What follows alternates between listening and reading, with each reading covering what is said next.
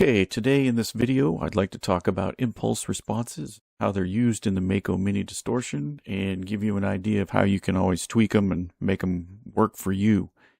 So the first thing we need to do is understand kind of what an impulse response is. So you can go to Wikipedia and read about impulse responses, and if you're really smart, you might understand some of it. Basically, all you have to understand is that it's going to be the final impulse response is a wave file that contains audio information that gives you the frequency response of a system. In this case, we're going to be talking about speaker, microphone, and cabinet.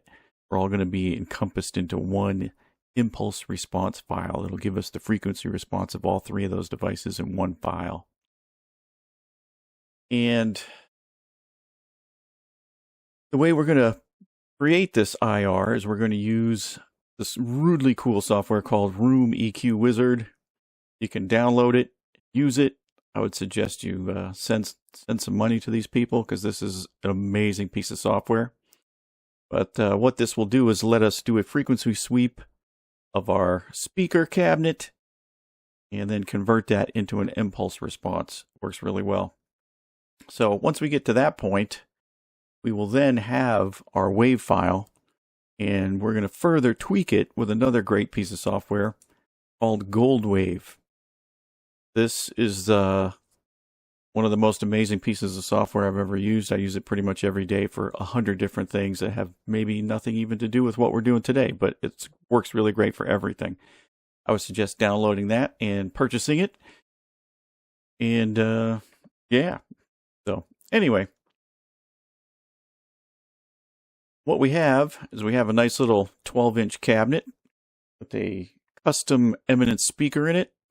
Bought the cabinet off of Amazon for $90. We have a Shure SM57 pointed at the center of our speaker. And as you can see in the background, we have Room EQ Wizard loaded up. So in order to do this, you're going to need a sound card of some kind of USB audio interface. And in my case, I'm using a Behringer 404. I have 4 channels of audio capable. And that lets me output audio on one channel and then read audio back in on another channel.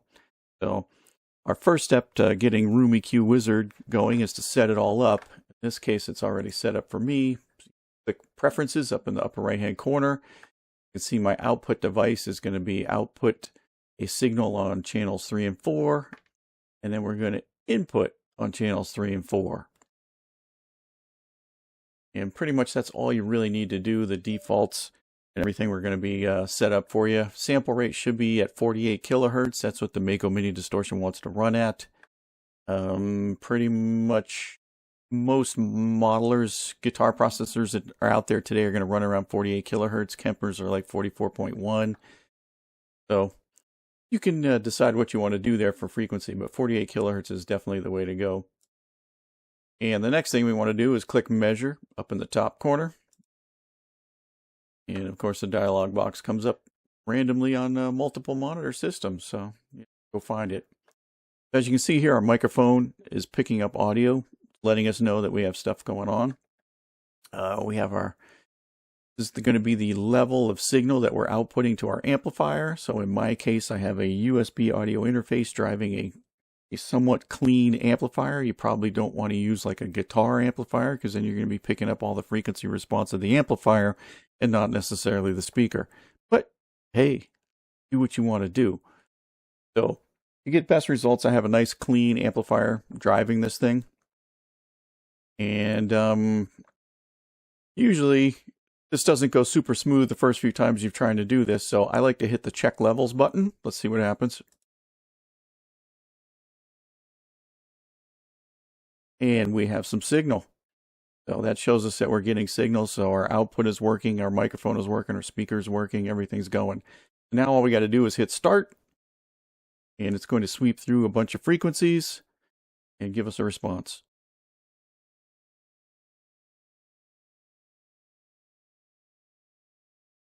And there we go. And here's our frequency response of our speaker, microphone, cabinet, room, all kinds of echoes, blah, blah, blah, blah. And as you can see, usually in a speaker cabinet, the lower frequencies are pretty decent. And as you start getting up into the 600 hertz and up, you start getting all kinds of weird phase cancellation and echoes in the room and all kinds of weird things happening. But that's kind of the magic that makes this thing sound like it does. So we kind of want that a little bit. Cut this off here. See it better. So usually we are running a 12-inch speaker, so anything above like 5 kilohertz, you can see is going to start to taper off. And if you don't taper this off, it might sound a little raspy and harsh, but we'll get into that later. So now we want to go up into File, Export, Export Impulse Response as WAV file. We're presented with a dialog box, and in this box, I like to normalize the samples to peak value. That means it'll create our little impulse response file and it'll make it as loud as it can possibly be. And we're going to place T0 at sample index 256. You can play around with this, put it wherever you want, but basically we're going to have to go in and edit this anyway, so it doesn't matter. And our sample rate is 48 kilohertz. You can give it a name up here. Oh no, you can't. You got to do it somewhere else. Doesn't matter. Here it is. Okay, so now we're going to give this thing a name.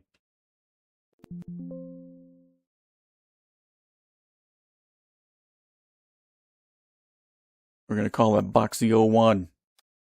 Okay, we now have our IR file ready to go. Let's get into some Goldwave. See what happens. Okay. Open up our file, Boxy 01. So this is what you should be presented with. So our IR is way over here on the left side. It's very small. For most digital processing units, you only want 1,024 samples, 2,048 samples. So first thing we need to do is trim this down. So I'm going to click on it and do this up in front of this because it's not doing anything. Select all. Basically, we're going to want this thing somewhere around like 50, 60 milliseconds, somewhere in that ballpark. As you can see, most of the IR action is taking place here.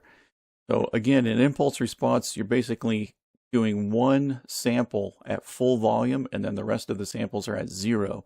And once that full volume sample hits the speaker will start to resonate and vibrate. And this tells you what the frequency response of the speaker. Let's chop this thing down. This trim. Okay, we now have our IR. As you can see over here, I have the graph set up to be spectrum. See that the red line pretty much matches what we saw in Room EQ Wizard. So if you right click in your graph, it'll kind of show you what the FFT is, or the frequency response. We can play with that. Another thing I like to do is I have it set to play this in a loop several times. Sorry about that. You're going to enjoy that, but that kind of gives you an idea of what it's going to sound like. So to me, that sounded like it did not have enough bass. I'm going to hit save. And now we go into Mako Mini Distortion and we start playing around. Okay, we're into our Mako Mini Distortion. I've selected a amplifier number 13, Bogo Shiba. And one of the things that you want to do is pick a decent amplifier that has some distortion to it, because if you have a clean amplifier, you won't be able to really understand the frequency response of the IR. So if you have something with some distortion to it, it'll be great. The other thing you want to do is have it set up to be a post EQ, because we're going to tweak the EQ down here to get a feel for what we need to change in our IR to make it sound better. We're going to try to dial it into this particular amplifier. So first thing I got to do is I got to go into Define IRs. And I got to find an empty spot. Pick our new impulse response. As you can see, I screw around with this a lot, and there's millions. I'm going to go to 195, see what happens. There it is. Okay, so now it's in our database. When I go back to speaker, it could be in 190 something. Boxy. Okay, gives us a little demonstration of what it's going to look like.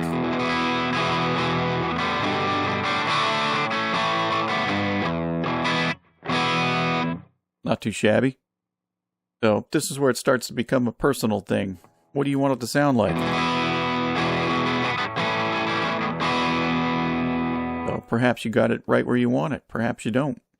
So your options are, when you're recording the IR, you can add some bass with your amplifier, or you can use like a preamplifier and add some bass to the microphone's readings. But in this case, we're just going totally flat. Our amplifier's set flat. Microphone's just going straight into the audio card, so it's completely flat. So sounds pretty good. But I think it could use a little bass. I'm going to try this.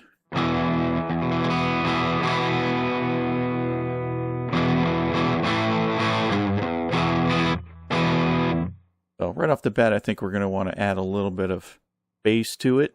The other thing we could think about is chopping some of these highs off. Let's put a high cut on there. Now we have no highs at all.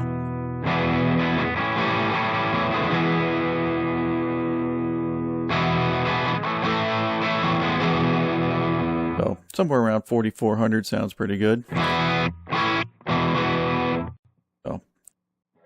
Okay, so we're back into Goldwave, and we're going to add some bass boost and maybe a high cut. Do the high cut first. In Goldwave, there are different effects, different filters. Do a low pass, high pass, and parametric EQ. I have those set on my taskbar up here. So hit low pass, high pass. At around 4,400 hertz, you're good. We're going to set to a low pass, and we're only going to use single filter steepness. You can hit the play button, sample it. Do that. And now I'm going to hit the parametric EQ. And let's add like 6 dB at 80 hertz. Now, if we did this with a very narrow width, it's not, you can see up here, it's not going to affect a whole lot of different frequencies. So you really, when you're doing like a bass control, just a generic control, you probably want to give it a pretty wide width. So I'm going to go with 3 times what we have. So I'm going to go with like 240, sounds like a decent number. You can see now that the width is really wide. It's going to kind of affect all the way up into like the 200 hertz range. Try that. We can sample it. Pretty good. Even go more. Let's go 8. All right, let's just get crazy. We'll go 9. It'll probably sound weird, but let's do it. Okay, now you can see that we've added like some of this 80 hertz into this thing. But we've also modified how loud this thing is. So the next thing we want to do is we want to hit the little volume button with the exclamation point to maximize the volume. This is our loudest sample, is at 0.748. When we hit this button, it's going to set that to 1.0. So it's going to amplify everything up to make it as loud as it can possibly be. Now we can hit save. And now we go back into Mini Distortion. Now that we're back here, we go over to our IR. Boxy IR is still selected, but it has not updated yet. Made a copy of itself for the program. So this is what's inside of Mako Distortion right now. So if we select another IR and then go back to the one we were looking for, now it'll be updated. You can hear all the bass that we added.